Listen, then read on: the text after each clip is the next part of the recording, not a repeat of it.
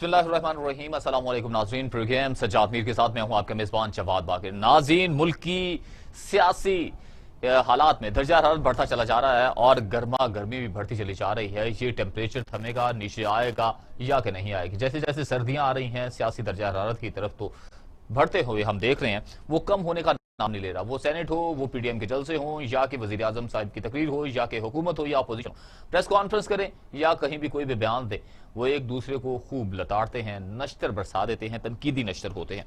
मगर अभिनंदन की बात करना चाह रहा हूं आज, जहां पर अपोजिशन ने खूब इंकशाफात किए हैं। खासतौर पर ख्वाजा आसिफ साहब ने आज कुछ कहा है, वो पहले सुन लीजिए, फिर उसके बाद आगे गुफ्तगू को आगाज करते हैं। अभिनंदन के रिलीज करने के जरूरत पे जोर दिया और इस बात का इम्प्रेशन दिया गया कि इसके की अपीजमेंट का कोई ना कोई जो है मस्बत असरात जो है भारत की तरफ से आएंगे।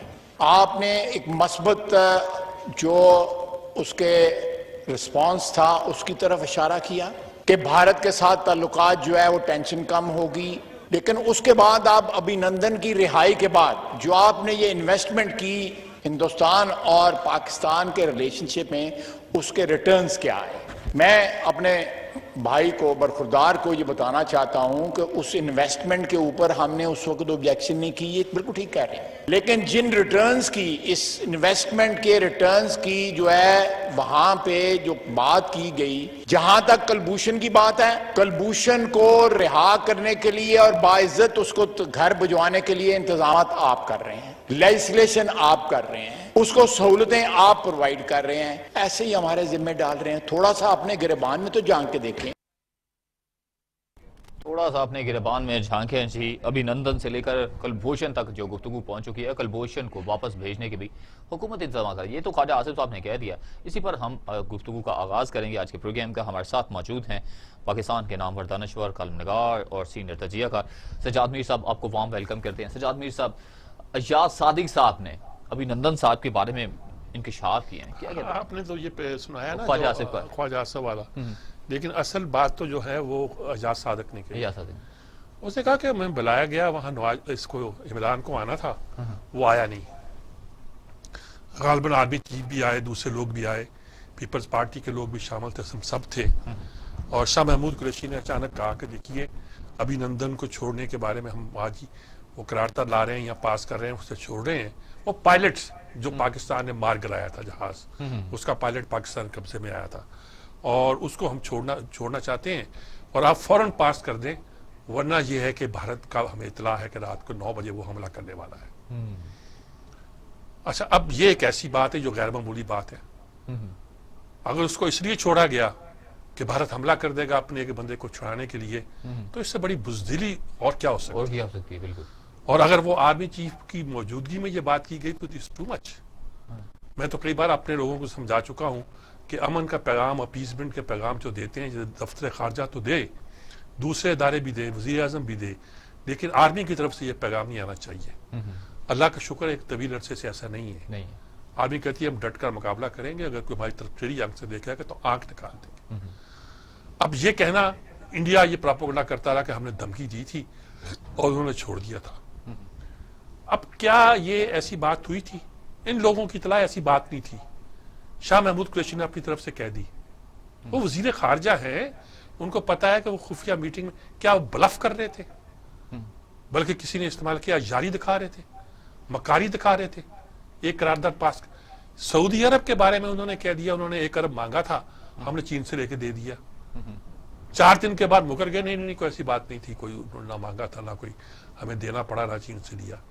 ये क्या हो रहा है? ये खारजा पॉलिसी है? ये कुछ सराकी इलाके की सियासत है जो आप इस तरह की बातें करते जा रहे हैं? चक्करबाजी की सियासत किसी पीरजादे की, या किसी, मैं क्या कहूं इस बारे में? इट्स टू मच कि वजीर खारजा इतनी अहम मीटिंग में जितने अहम लोग बैठे हुए थे, ये कहते हैं कि पास कर दे वरना शाम को वो हमला कर देंगे। अब हो सकता है वो कहें कि वरना मैंने नहीं कहा था, वो शायद कह रहे हैं कि मेरी तो बात जो एजेंसियों ने जो इन्फॉर्मेशन दी थी उससे मैंने बाखबर किया था उनको। अब एजेंसियों की इंफॉर्मेशन का क्या ताल्लुक था कि इस करारदाद को पास करे वरना वो हमला कर देगा? ये वरना का लफ्ज जो इस्तेमाल होता है, यही सबसे बड़ी खतरनाक बात है। और मेरे ख्याल में ये पाकिस्तान की तौहीन है, पाकिस्तान की मुसल्लह अफवाज की तौहीन है, उन बहादुरों की तौहीन है जिन्होंने दुश्मन का एक पायलट इस तरह पकड़ा था वो बेबस होकर हमारे कब्जे में आ गया था। तो मेरे ख्याल में ये इसी बात पे मैं बार बार कहता हूं कि हमारे दफ्तर खारजा जो है वो रोल अदा नहीं कर रहा जो उसे अदा करना चाहिए, जो कर सकता है।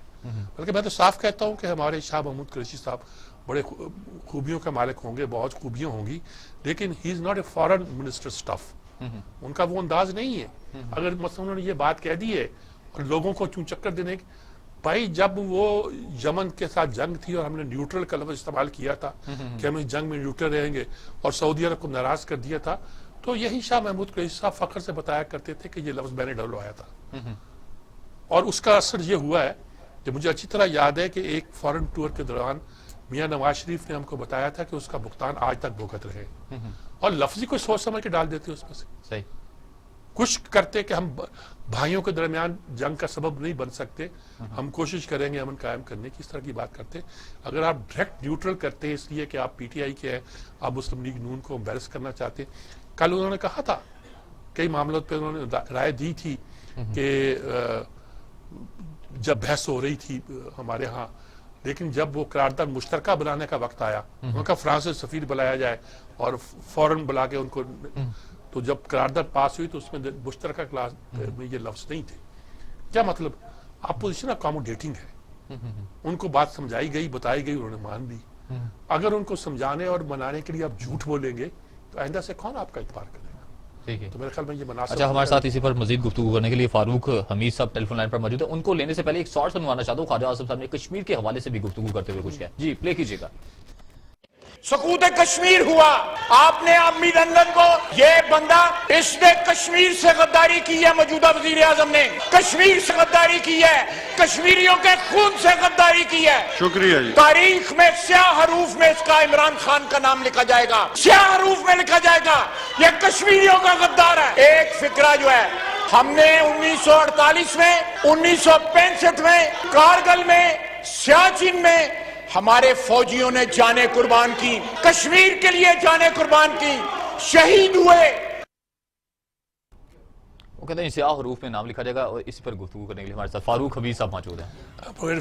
फारूक हमीद साहब देखें, उनसे बात करें। अस्सलाम वालेकुम फारूक हमीद साहब। ब्रिगेड साहब, आवाज आ रही है आपको? हेलो, आवाज दीजिएगा जी ब्रिगेडियर साहब की। ब्रिगेडियर साहब सुन पा रहे हैं हमें? भाई आवाज चेक करें, आवाज नहीं आ रही, दोबारा अगर मिलाना पड़ रहा है तो दोबारा मिलाएं।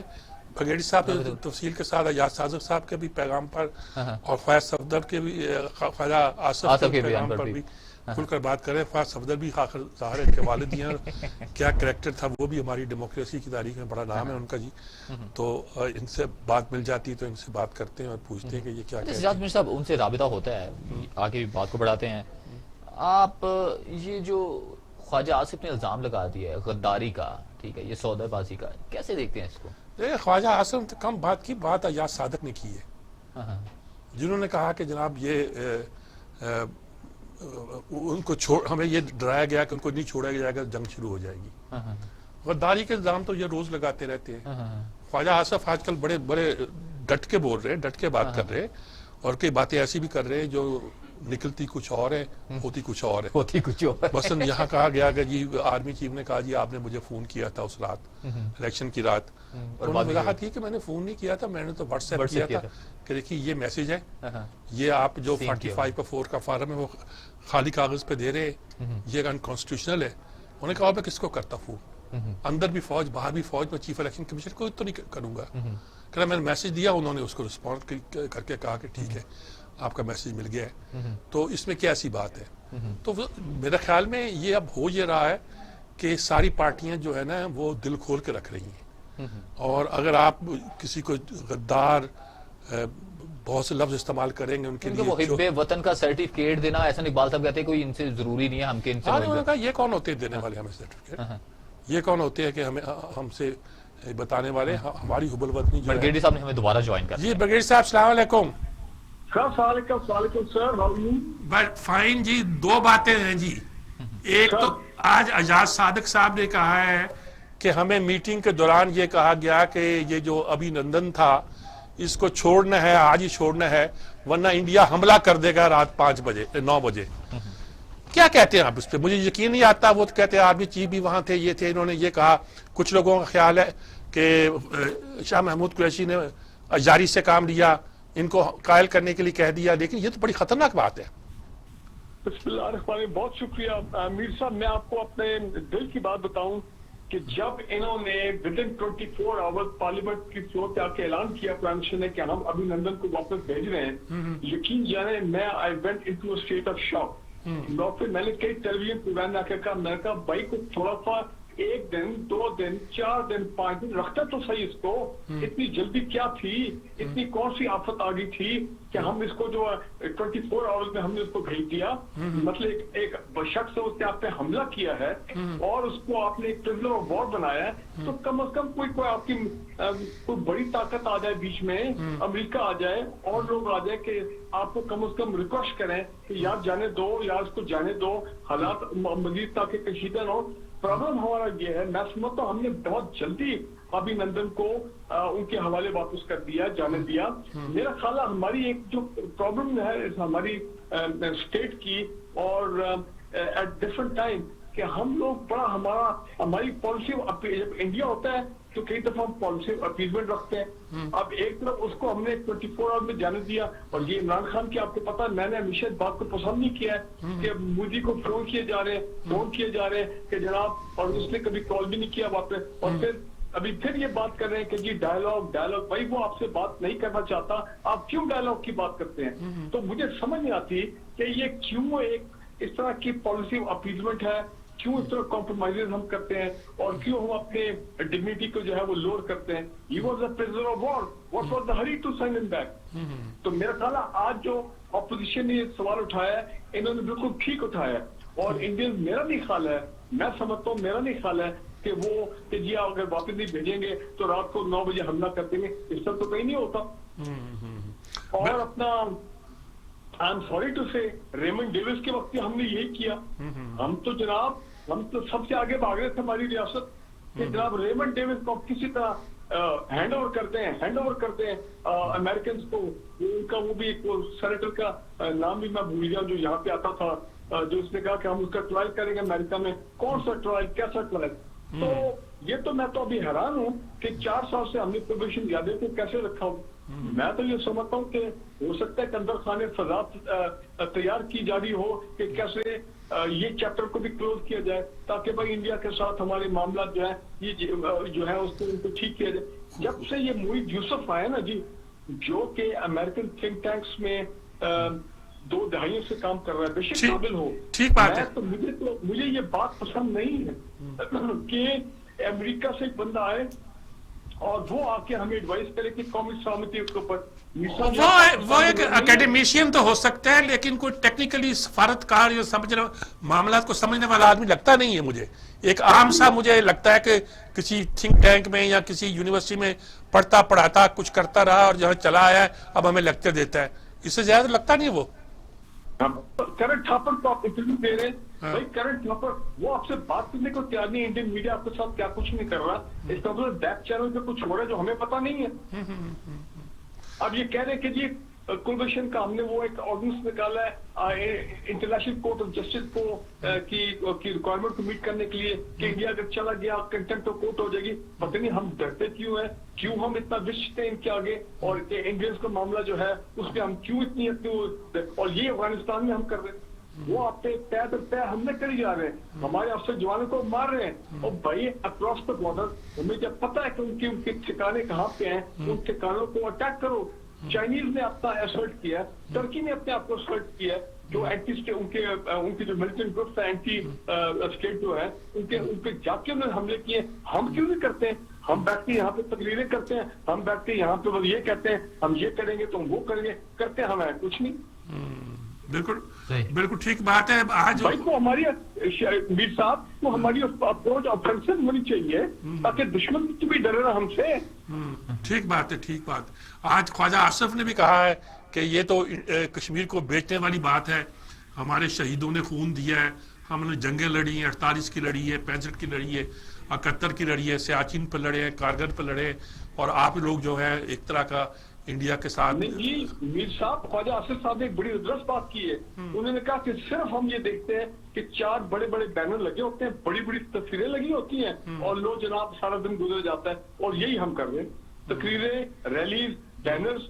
भाई कोई अमली कदम उठाओ, को पता लगे कि आप इंडिया को वॉर क्राइम पे ट्रायल करने के लिए आप इंटरनेशनल कोर्ट में चले गए हो, आप ICJ में चले गए हो, आप उनके खिलाफ कोई यूनाइटेड नेशन सिक्योरिटी काउंसिल में रेजोल्यूशन अब लेके आओ, बेशक आप हार जाए, लेकिन कुछ करो तो सही ना। यहाँ तो सिर्फ तकरीरें होती हैं बस। ठीक बात है, आपके मैं नामुतमिन नहीं हूँ। हाँ बिल्कुल, मैं तो हैरान हूँ कि कुलभूषण कैसे 4 साल रह गया यहाँ। बहुत बहुत शुक्रिया आपका जी, बहुत तफसील के साथ, बहुत क्लैरिटी के साथ आपने एक बात की है, लगी लिपटी नहीं रही। खुद फौज में भी रहे हैं, जज्बात कुछ भी हो सकते हैं, लेकिन उन्होंने कहा कि हम ये सारा कुछ क्यों कर रहे हैं, किसको अपीज कर रहे हैं, हमारा फॉरेन ऑफिस क्या कर रहा है, हमारा प्राइम मिनिस्टर क्या कर रहा है, हमारे लोग क्या कर रहे हैं, इसको सोचना चाहिए और सोच के मामले में को आगे ले जाना चाहिए। वरना यह है कि आने वाली तारीख हमें एक ऐसे कौम के तौर पर याद रखेगी जिसने कश्मीर का सौदा कर दिया। सही सजात मीर साहब, हमें ब्रेक पर जाना है। ब्रेक से जब लौट कर आएंगे तो कोरोना की एक सेकंड वेव है जिसके बारे में बाकायदा तौर पर हुकूमत की जानिब से भी ऐलान कर दिया गया। कुछ ऐलानात हुए हैं कोरोना की सेकंड वेव के हवाले से कि अब हुकूमत क्या इकदाम करने जा रही है, ये डिस्कस करेंगे एक ब्रेक के बाद। हमारे साथ रहिए।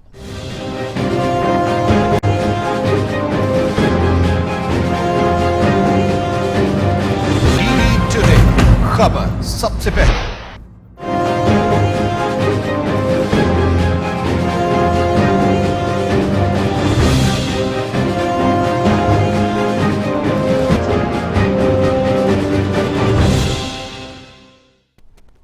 Welcome back. सजात मीर साहब, ब्रेक पर जाने से पहले एक सवाल छोड़ के गया था कोरोना वायरस के हवाले से, जहां पर हुकूमत ने कुछ पाबंदियां आयद करने शुरू कर दी। उन्होंने कहा ये नहीं कि सुबह से उनका इतलाक हो रहा है, जिनमें मार्क्स क्लास भी हैं, रेस्टोरेंट बंद कर दिए जाएंगे 10 बजे, 6 बजे पार्क्स बंद कर दिए जाएंगे, और कुछ इलाके हैं जहां पर माइक्रो स्मार्ट लॉकडाउन लगा रहे हैं।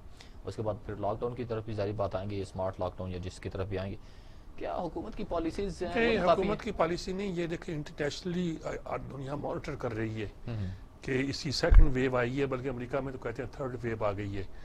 तो अल्लाह का शुक्र है कि पाकिस्तान में इस बीमारी का उतने असरात नहीं हुए जितने बहुत से मुल्कों में हुए हैं। इसके बावजूद भी इस बात का गुमान था कि ये दोबारा इसकी सेकंड वेव आ सकती है। हमारे यहाँ सेकंड वेव भी बड़ी एक तरह की, ये कहा जाए कि बहुत शदीद नहीं है। यहाँ मरने वालों की तादाद 3, 4, 5 थी, वहाँ 14, 15, 16 हो गई है। यानी कि इस तरह गिना जाए, और जो परसेंटेज बीमारों की है वो ज़्यादा गिनी जाती है। तो इसके लिए हुकूमत ने जो कुछ ना कुछ करना था, और कल भी डॉक्टर फैसल सुल्तान ने कहा था, जो शौकत खानम के एक तरह से इंचार्ज थे और आजकल प्राइम मिनिस्टर के एडवाइज़र हैं, वो आफ्ताब मिर्ज़ा क्या नाम था उनका, जफर मिर्ज़ा के जाने के बाद, तो उन्होंने कहा था कि भाई शायद हमें कुछ पाबंदियाँ लगाना पड़े। तो इस पर उन्होंने आसान तरीन पाबंदियाँ भी ये लगाई हैं कि 10 बजे के बाद तमाम हमारे शादी हालों को बंद नहीं किया, लेकिन 10 बजे के बाद बंद कर दिया, रेस्टोरेंट को बंद कर दिया, शॉपिंग मॉल्स को बंद कर दिया। उसके अलावा ये पाबंदी लगा दी कि जो भी घर से बाहर निकले वो मास्क लगा के निकले, और मास्क के बगैर वो ना मार्केट्स में जाए ना कहीं और जाए। और इसके लिए उन्होंने दफ़ा 44 भी नाफल कर दी, दफ़ा 144, जो ऐसे मौक़ों के लिए होती है जिसमें मामूली सजा भी होती है, पकड़ा भी जाता है, बंदे को गिरफ्तार भी किया जा सकता है। तो मेरे ख्याल में ये मिनिमम पाबंदियां हैं जो शायद हमें अभी सही वक्त पे लगा दी हैं, और अच्छा किया है। और ये कहा कि जिस खित्ते में, जिस इलाके में ये बीमारी होगी, वहाँ माइक्रो लॉकडाउन भी किया जा सकता है। बिल्कुल, यानी कि मतलब ये है कि वहाँ हम उस इलाके को घेरे में लेकर वहाँ के लोगों को एक तरह का दूसरों से मिक्स अप होने से बचाएंगे, ताकि ना बीमारी फैले ना उनके यहाँ ये आगे बढ़े। तो मेरे ख्याल में ये कोई गलत इकदाम नहीं है। और पहले ख्याल था इसके असरात तो पड़ेंगे आपके कारोबार पर, तो पड़ेंगे ना? तो करेंगे, अब कारोबार कर लो या जिंदगियां बचा लो। देखो ना, कारोबार पे करेंगे तो क्या करें, यानी कि इसको चलने दे। पूरी दुनिया कर रही है, पूरी दुनिया में उन्होंने बार अपने बंद कर दिए, शराब खाने बंद कर दिए, रेस्टोरेंट बंद कर दिए रात के वक्त, और बहुत सी पाबंदियां लगाई हैं। इटली, स्पेन, बरतानिया, जर्मनी, इन मुल्कों में तो बहुत लंबा अरसा ये रहा है और बहुत कैजुअलिटीज हुई हैं, इसके बावजूद भी उन्हें करना पड़ा है। अब सिर्फ ये है कि अब टोटल एक तरह का कर्फ्यू सा लगाने की बजाय वो एक मुहतात अंदाज में वो भी यही कर रहे हैं, हम भी वो कर रहे हैं। हमने ये स्मार्ट लॉकडाउन को ये कहना हमारा कोई ब्रेन वेव नहीं था, हमने नहीं कुछ सोचा था। ये कोई किसी खिलाड़ी के दिमाग की पैदावार नहीं है, पूरी दुनिया ने ये किया हुआ था। वो किसी ने कोई नाम दे दिया होगा, किसी ने कोई नाम दे दिया, किसी ने माइक्रो लॉकडाउन कर दिया, किसी ने स्मार्ट लॉकडाउन कुछ कह दिया होगा, लेकिन ये पूरी दुनिया में इस तरह ही हो रहा था। जहाँ हमारे मोहल्ले तक हुए, बिल्कुल सील कर दिए थे उन्होंने। जिस इलाके में मैं रहता हूँ कैनाल व्यू के, उस इलाके में यहाँ मेरा घर है और यहाँ तक स्मार्ट लॉकडाउन था। आगे वो ब्लॉक जो था वो क्लियर था। क्यों था? इसलिए था कि उस इलाके में शायद कुछ केसेस जो थे कोरोना के निकले, लेकिन बाद में पता चला कि वो लोग वहां से माइग्रेट कर चुके हैं। ऑर्डर जारी हो चुका था, लेकिन उसके बावजूद भी उसको इम्प्लीमेंट किया गया। तो हम अब ज्यादा एहतियात के साथ, ज्यादा एक तरह की सोच समझ कर जो है पाबंदियां भी लगा रहे हैं और कोशिश कर रहे हैं कि हमारी जो इकोनॉमिक सरगर्मी है उस पर ज्यादा असर ना पड़े। अच्छा मीर साहब, आपने इसी पॉइंट ऑफ व्यू पे स्टार्ट में बात की, या जिंदगी बचा लो या कारोबार कर लो, तो हम तो पहले ही पिसे हुए हैं, तो मजीद फिर उसको बूम करने के लिए, यानी कि कारोबार को बूम करने के लिए उसे दोबारा से, तो ये तो एक बड़ा लंबा प्रोसेस है। मीशे तो हमने कोरोना से पहले तबाह कर दी थी। बिल्कुल, यानी कोरोना से पहले ये था कि देखिए ये जब लोग आए थे, इन्होंने ठीक है इन्होंने कर्जे लिए थे, लेकिन उसके नतीजे के तौर पर ग्रोथ दी थी। 5-6% ग्रोथ थी और जो 7% तक जानी थी, फैलनी थी।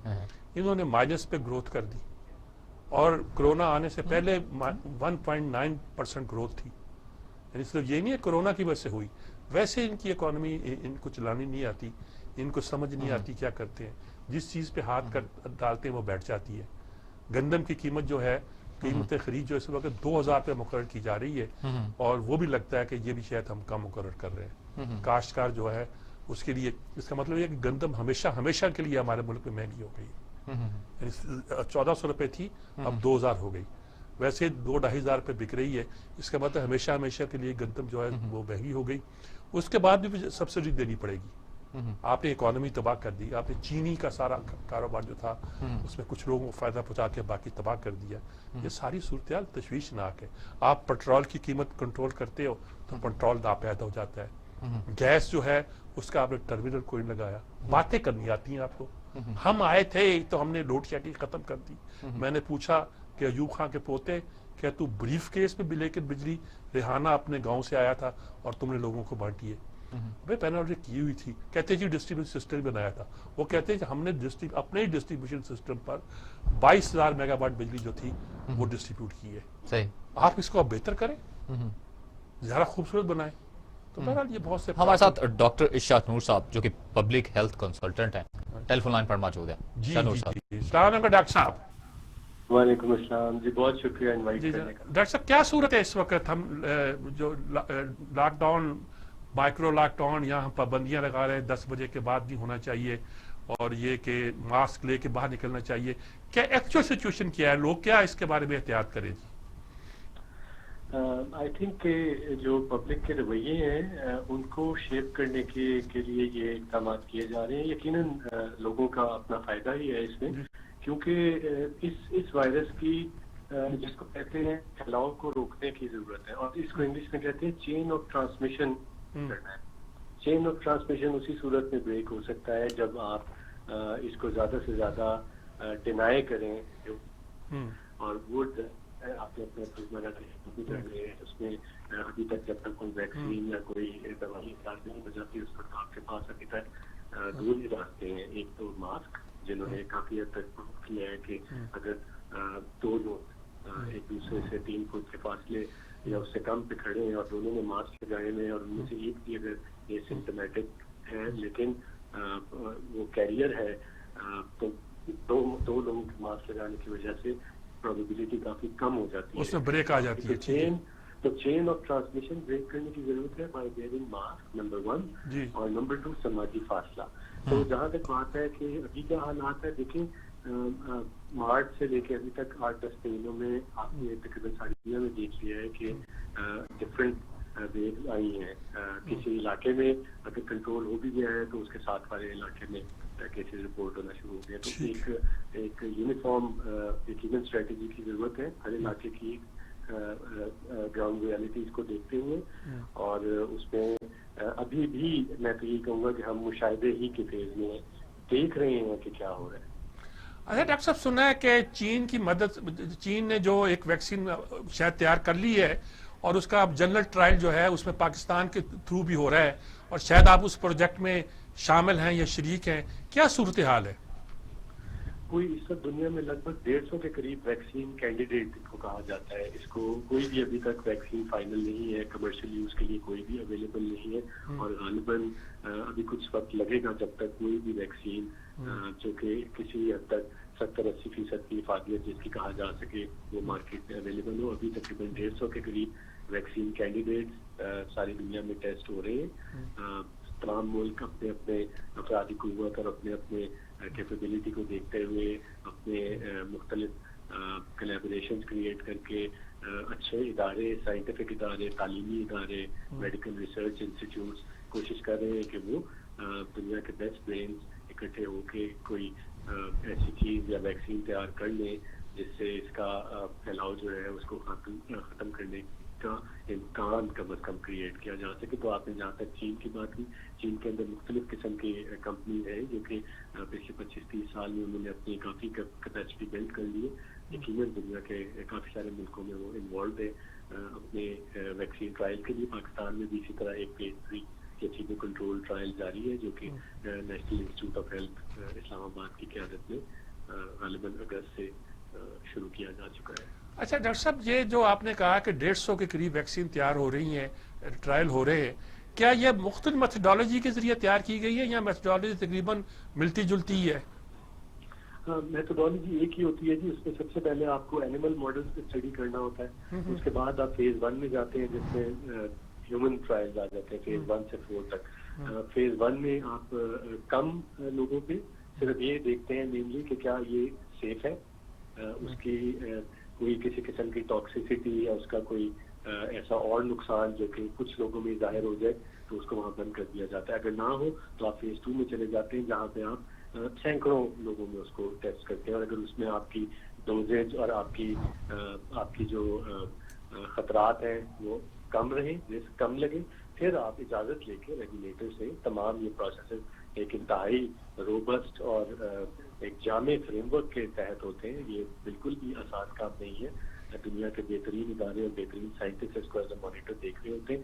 फेज 3 ट्रायल भी होता है जिसमें आप हजारों की तादाद में लोगों को इनरोल करते हैं और उसके अगर नताइज बेहतर आए या उसमें खतरा मिनिमम हो, किसी किस्म का रिस्क मिनिमम हो, फिर आप जाते हैं रेगुलेटर की तरफ कि जी अब हमें आप इजाज़त दें हम इस वैक्सीन को कमर्शियली मैन्युफैक्चर कर सकें। लेकिन ये इंतहाई टीडियस और इंतहाई क्या कहना चाहिए सेंसिटिव मरहला होता है जिसके हर कदम पे इंतहाई एहतियात और बारीकबीनी के साथ जांचा जाता है और ये फैसला करना कि कोई एक वैक्सीन या कोई एक नई दवा इस काबिल है कि उसको मार्केट में लाया जा सके, बहुत बड़ी जिम्मेदारी और उसमें बहुत से लोगों की फैसला साजी और स्क्रूटनी और मॉनिटरिंग शामिल होती है। फिर फेज 4 ट्रायल होते हैं जो कि पोस्ट मार्केटिंग ट्रायल जिनको कहा जाता है कि जब आपने इजाजत दे दी रेगुलेटर ने किसी भी मार्केट में किसी भी मुल्क में उस प्रोडक्ट को लॉन्च करने की, उसके बाद उसकी अवामी सतह पे कोई बाद में साइड इफेक्ट्स जो कि फेज 3 तक ना रिपोर्ट हुए हो उसके इस्तेमाल पब्लिक उसके कमर्शियल इस्तेमाल में अगर कहीं रिपोर्ट हो पोस्ट मार्केटिंग ट्रायल उनको कहा जाता है। उसके नतीजे में भी रेगुलेटर एक एक्शन ले सकता है या हर 2-3 साल के बाद ऑडिट करा सकता है कि किस तरह कमर्शियल यूज में कोई ऐसे नताइज तो नहीं सामने आए जो कि किसी इंसान के लिए रिस्क हो, मजीद उसकी सेहत की खराबी का बायस। जी बहुत शुक्रिया डॉक्टर साहब, आपने बहुत तफसील के साथ ये पूरा प्रोसेस बयान किया और ज़ाती तौर पर मेरा इंटरेस्ट ये है कि मेरी बीवी खुद वायरोलॉजिस्ट है, अगरचे ज़्यादा वर्क उसका वेटरी डिजीज की तरफ है लेकिन सारा मामला एक ही होता है। मैंने बड़े इंटरेस्ट के साथ आपकी बात को सुना और मैं यही चाहता था लोग अंडरस्टैंड करें ये चीज़ होती क्या है। सही ये मतलब ये है कि जब आपको प्रोसेस का पता होना चाहिए। चीन ने बना ली, बरतानिया ने बना ली, टॉप के वायरोलॉजिस्ट है जो बैठे काम कर रहे हैं और आप अभी तक आप 1 साल हो गया आप उसको कोई फुल प्रूफ नहीं कर सके। बिल्कुल इंशाल्लाह मुझे तो अच्छे की उम्मीद है जी। बिल्कुल जब आएंगे ब्रेक पर जाने से पहले आपको बताता चलूंगी जब ब्रेक से लौट के आएंगे कुछ मेल मुलाकातें हो रही हैं शहबाज शरीफ की, उस हवाले से बात करेंगे। और महंगाई है वो कम होने का नाम नहीं ले रही, बल्कि एक रिपोर्ट आई है, रिपोर्ट में इंकशाफ किया गया है कि जनूबी एशिया में पाकिस्तान के जो शर्रा है वो बढ़ती ही चली जा रही है। कहां तक पहुंच गई है और इसको कंट्रोल कैसे किया जा सकता है, ये ब्रेक के बाद बताएंगे आपको।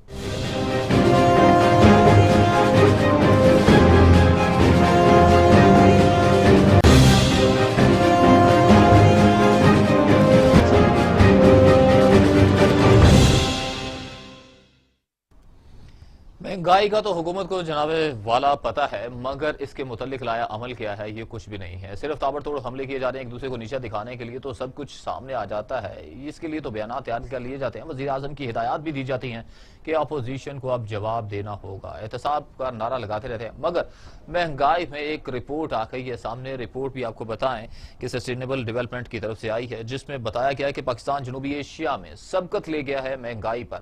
भारत को पीछे छोड़ गया, बांग्लादेश को पीछे छोड़ गया, श्रीलंका को पीछे छोड़ गया। अब जो महंगाई की शर्रा है उनकी रिपोर्ट के मुताबिक 9% है, जबकि इसके मुकाबले में बांग्लादेश 5.97 और भारत 7.34, जबकि श्रीलंका 4.1 पर खड़ा है। मीर साहब क्या कहते हैं, महंगाई है कंट्रोल होने का नाम नहीं ले रही, रिपोर्ट्स पे रोपे आ रही हैं, और बल्कि इनको बातें करनी आती है। हमारे साथ बल्कि टेलीफोन लाइन पर मौजूद हैं डॉक्टर कैसर असलम साहब मौजूद, फिर मैं बात ही नहीं करता हूं, सब उनसे पूछ लेता हूं। अस्सलाम वालेकुम डॉक्टर साहब। वालेकुम सलाम सर, क्या हाल है आपका? बा जनाब ठीक ठाक है। क्या सूरत है जी महंगाई का, हम काबू क्यों नहीं कर पा रहे?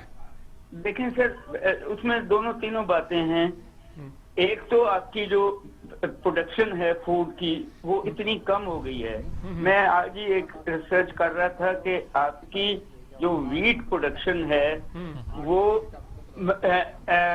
2% है जीडीपी की।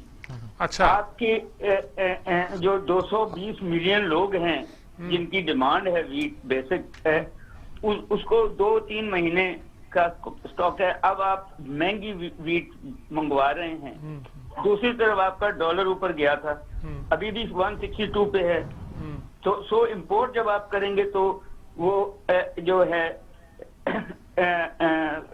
आपकी लोकल मार्केट से प्राइस से ऊपर चली जाएगी। पेट्रोल की कीमतें, इनपुट की सारी कीमतें बढ़ रही हैं, पेट्रोल, बिजली। गवर्नमेंट ने कहीं टैक्स अपना कम नहीं किया इनपुट के ऊपर। इनको चाहिए था कि इनपुट्स के ऊपर अपना टैक्स कम करते थे। ठीक। फिर लोगों के पास सब्स्टिट्यूशन, फिर ये जो है माफियाज, जो मिल ओनर्स हैं या शुगर माफियाज हैं, इवन पेट्रोल माफिया, अगर आपको याद हो कुछ महीने पहले जब गवर्नमेंट ने कीमतें कम की थी तो उन्होंने पेट्रोल देना बंद कर दिया। ठीक। परसों चौथ ये दवाइयों के साथ हुआ है कि लाइफ सेविंग ड्रग्स उन्होंने देनी बंद कर दी, तो आज गवर्नमेंट ने 150-200% बढ़ा दिया। ठीक। फिर आपकी जो प्रोविंशियल गवर्नमेंट की वो है मैकेनिज्म, वो नहीं नजर आ रहा है जिसने प्राइस कंट्रोल करनी है। सिर्फ फेडरल गवर्नमेंट तो ऑर्डर दे सकती है ना, जो इम्प्लीमेंटेशन की एजेंसी है सारी की सारी इररिस्पेक्टिवली वो सब करप्ट और इनएफिशिएंट है। ठीक है। आपके पंजाब के मिनिस्टर्स पॉलिटिकल स्टेटमेंट्स तो दे रहे हैं, कहीं ना कहीं कंट्रोल करने जहां जहां उनके शोबे हैं, जहां उन्होंने कंट्रोल करना, आपको उनका कोई बयान उस पर नहीं नजर आता। ठीक है। So the point is that एक तरफ वैसे डाउन से आपकी इकोनॉमी नीचे जा रही थी। आपका जो रिपोर्ट है जुलाई 2020 की इकोनॉमिक सर्वे, उसमें गवर्नमेंट ने माना कि -0.4 पे इकोनॉमी है। कुछ दिन पहले IMF की रिपोर्ट आ गई कि ये -1.5 पे है। अब जब आपकी इकोनॉमी, और उस रिपोर्ट में IMF ने यह भी कह दिया कि अब आप स्टैगफ्लेशन पे हैं। स्टैगफ्लेशन का मतलब है कि अनएम्प्लॉयमेंट भी है और 10% के करीब प्राइस राइज भी है, इन्फ्लेशन भी है।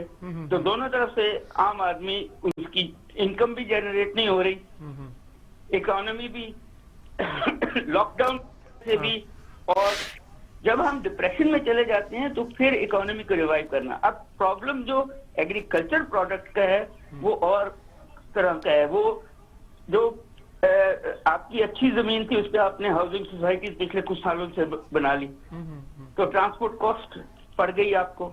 अब कम जरखेज जमीन पे उगती हैं चीजें, और उसमें भी हम कैश क्रॉप्स पे जाते हैं, हम फूड क्रॉप्स पे नहीं जा रहे।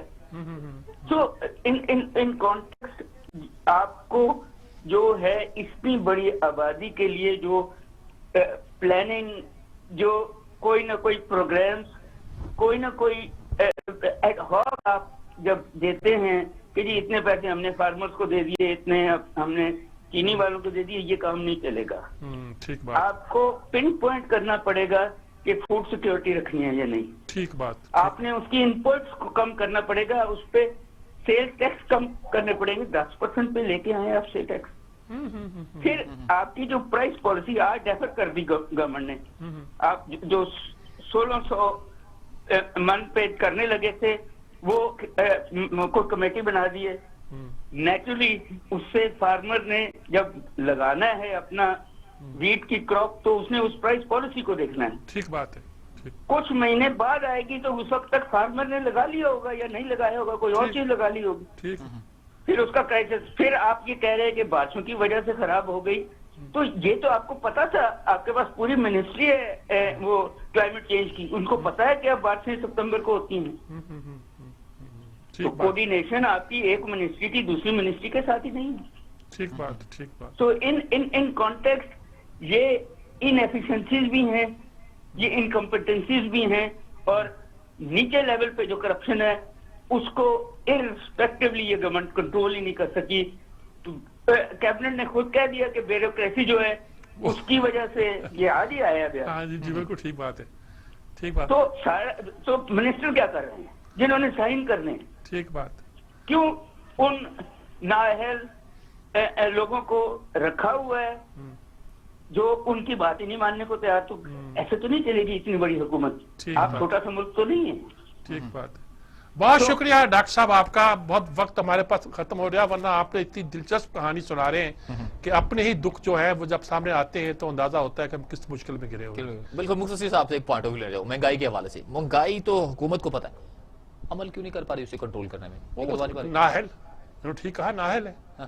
उनको पता नहीं कैसे करना, क्या नहीं करना, क्या नहीं करना। टीम नहीं है। अभी पिछले दिनों कहा हमारे प्राइम मिनिस्टर ने कि मुझे बताया नहीं गया कि गंदम की पैदावार कम हुई है।